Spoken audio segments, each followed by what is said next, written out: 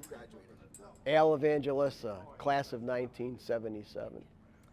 Looking back 50 years, what stands out most about the 75 season? The 75 season. Well, obviously, winning the national championship. I was a spectator. I didn't do well. So for me, that tournament, watching, was it five guys win the national championship that year? Five in the finals. Five in the finals. For me, that was the pinnacle of the season. Even though I really wasn't part of that, I was there watching it, and that was the most awesome thing ever. And then there was a nice party afterward at the Haywald's house. It was great. How would you describe the culture between the guys? A band of brothers. So we were all very tight. To this day, I'm very tight. They're my best friends. The culture in the room was hard work. For me, I was sandwiched in between two pieces of granite. I've said this many times, but 118 pound was Jack Mahal. He pounded on me. And then 134, I didn't wrestle him that often because he was always wrestling up the ladder, but Mark Haywald, those guys just made me a lot better, and it was a brutal experience. Let's talk about Coach DiCarlo. What did he mean to you, and what did he mean to that team? Coach DiCarlo, I would say, took me to the next level. Him and Dan Weir. When I was a freshman, I didn't make the team. I lost my wrestle off to Mike Giannetti, who's here, I think. So I went up a weight class, and those two, especially Coach DiCarlo, they pulled me aside and they said, "You're better than you think you are." And at first I didn't believe them.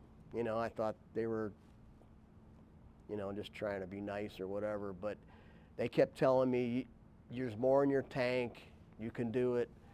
And I started to believe in myself, and eventually I made that team. And I think that year I made tremendous improvements, and I became part of that team. Many people say that team set the standard. What was so special about that group of guys?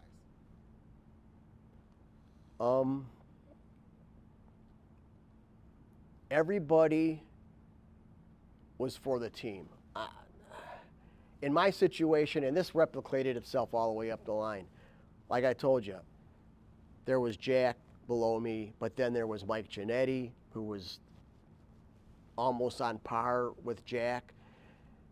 They pushed me.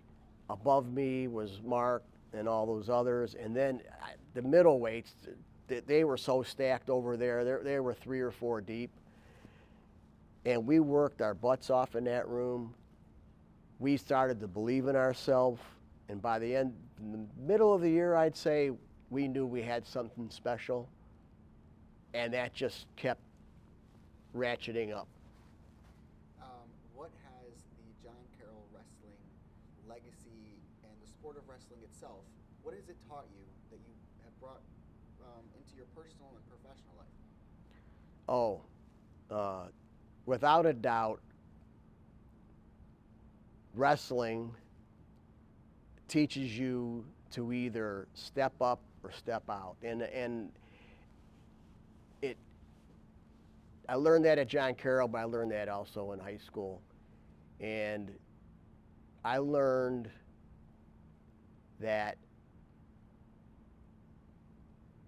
if you stay with it, if you persevere and you believe in yourself, you could accomplish just about anything. And I know that sounds cliche, but it's the truth. And then in my private life, professional life, whenever I was looking to hire someone, one of the questions I asked every time is if you did sports and if they wrestled, they had a 90% chance of getting hired.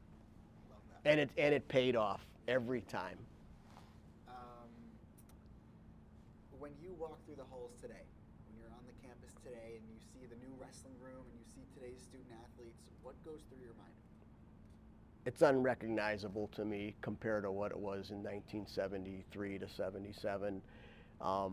The campus is gorgeous. I mean, when we were there, it was very basic. Women were only on campus, for 4 years, 5 years? I think they came in '69, so there wasn't a lot of women on campus. There was 3 dormitories. I don't even know how many there are now. The facilities are gorgeous. They're just beautiful. They've done a nice job. And then parlaying off that, this is your opportunity to give a piece of advice to today's student athletes and to the future Blue Streak wrestlers. How should they approach the sport and the tradition of John Carroll? Okay. They should approach the sport and anything in life is you're a lot better than you think you are. And that worked well for me, and I talked about that a little bit earlier. You could develop strength, you could develop technique, but until you believe in yourself, it's only going to get you so far. And especially in the sport of wrestling, I think there's a lot of good athletes that are very strong and their technique is top notch, but the ones that prevail every time are the ones that in their head know they could win. And when you get that, that's when everything changes. That's my advice. Love that. So those are all my questions. Anything you want to add? I just want to add that I'm so glad I chose John Carroll as my school of choice. To this day, my best friends are all John Carroll graduates. We associate, we vacation together, we golf together. And it's like a fountain of youth for me. You know, and when you're in battling the day-to-days, raising children, making ends meet, and then you get together with these guys, it's a fountain of youth. You go back to when you were 20-something, we tell the same stories over and over again. They get better every time, and it just energizes me, and I think it energizes all my band of brothers. Love that. All right. Well, that's amazing, and you're good. Good job. Thank